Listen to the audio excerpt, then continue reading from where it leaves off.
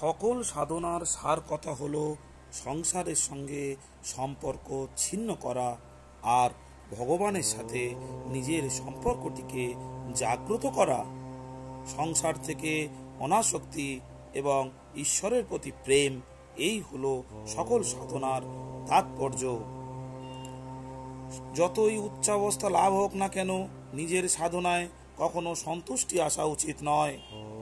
যে কোনো পরিস্থিতি সামনে আসুক না কেন, তাতে প্রসন্ন থাকাই হলো ভজনা। ভগবানের ভজন করার সময় সংসার মনে রাখবে না, আর সংসারের কাজ করার সময় ভগবানকে ভুলবে না।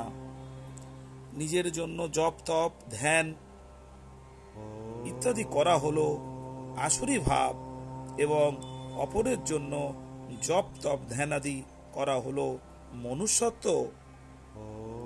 যেমন সেই ব্যবসায় ভালো যাতে অর্থ বেশি রোজগার হয়, তেমনি সেই সাধনা ভালো যাতে মন ভগবানে অধিক মগ্ন থাকে।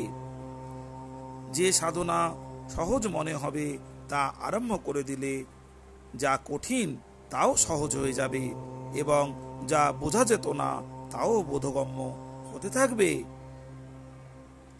শরীর, ইন্দ্রিয়, মন, বুদ্ধি প্রভৃতির সহায়তা যতই থাক না কেন, এগুলোর ওপর নির্ভর করবে না। এ হলো করণ নিরপেক্ষ সাধনা। যে বাল্যে ও যৌবনে সাধন ভোজন করে না, সে প্রায়শ বার্ধক্যে সাধন ভজন করতে পারে না।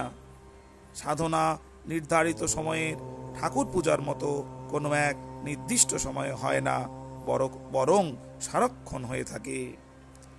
আমি শরীর নই, বরং শরীরই। এটি ঠিকমতো বুঝলে তবে সাধনা সহজ হয়ে যায়। প্রকৃত সাধনা সেটি যা নিরন্তর, প্রতি ঘন্টায়, প্রতি মিনিটে হয়। নিরন্তর সাধনা না হলে এ জন্মে সিদ্ধি লাভ সম্ভব নয়। শ্রোতাজন, সাধনা করুন, ভগবানের সাধনায় মুক্তি লাভ করবেন।